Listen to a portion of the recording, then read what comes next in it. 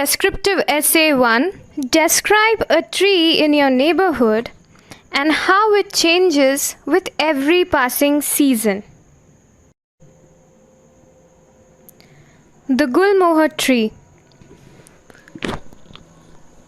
When I gifted my kind neighbor a Gulmohar sapling that I had brought from school, I was only 6 years old.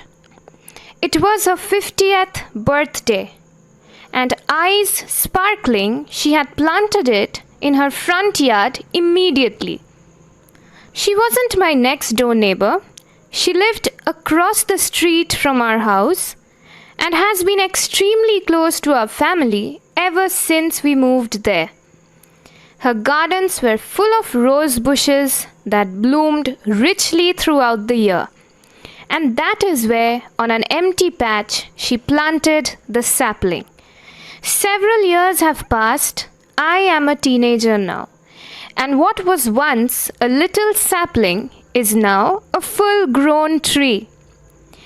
I can see the tree from my window. I have looked at it every day. From the very first appearance of the tiny buds to the blossoming of the bright orange flowers, I have witnessed it flourish. Like a human, it has grown from year to year. And now it stands even taller than my neighbor's house, with a trunk as thick as my own body. Like a human, the tree takes on a different appearance each season, a different attire, fascinating me no end. It is almost impossible to take one's eyes off the tree during summer. In its full bloom, it looks as though it is dressed in a thick, flaming red mantle, so gorgeous that it makes a passerby stop dead on his tracks and gaze at it hypnotized. I remember years ago, I used to collect the flowers that would fall to the ground, and in a bunch, I would take them home to keep them in a little glass of water. It would remind me of the tiny sapling I had once brought from school.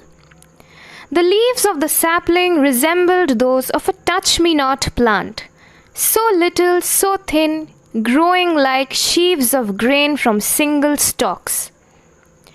With the onset of October, the little leaves turn yellow and the shedding begins. Since the Gulmohar, as I learnt in school, is a deciduous tree, the tree might look a little naked around this time, but it is also the haunt of little birds who perch on its branches for some repose, and squirrels who jump around happily from one branch to another. The garden looks like a flurry of activities, robed in shades of light green and yellow.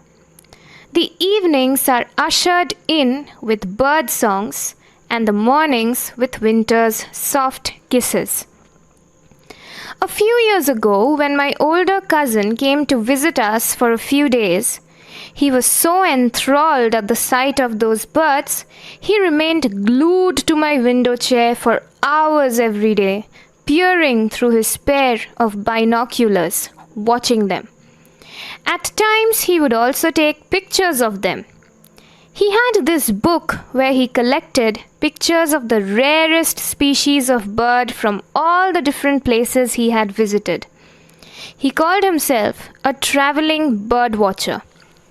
Around 2 weeks after his departure, I discovered a splendid blog post on his website featuring my dear Gulmohar tree, standing stout and proud, all golden in its glory, and a list of all the different birds that had taken refuge on its branches, the kind of birds my naked eyes could never have spotted. I have never liked winters much, because that is when my tree looks so bare that I feel guilty in the warmth of my home.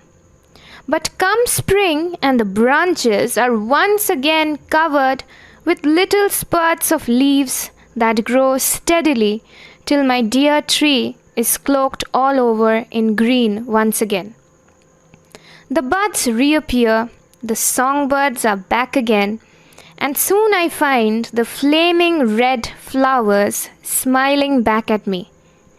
That is when I know summer has arrived, and my beloved tree will don her brilliant orange mantle another time to steal the show in our neighborhood.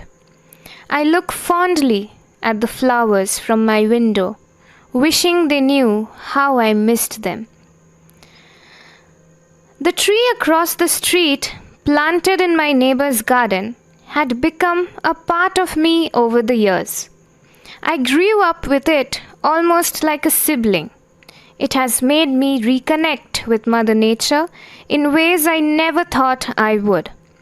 It has made me conscious about the environment, the difficult times we live in, and how necessary it is to preserve and protect the gifts of nature.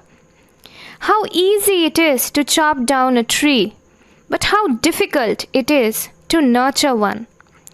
At the end of the day, when it is time for the buds to blossom, we know that our efforts have been worth the while. Plant a tree, save a life, because one day there might be none left. Thank you. That's all for this video. See you once again in the next video.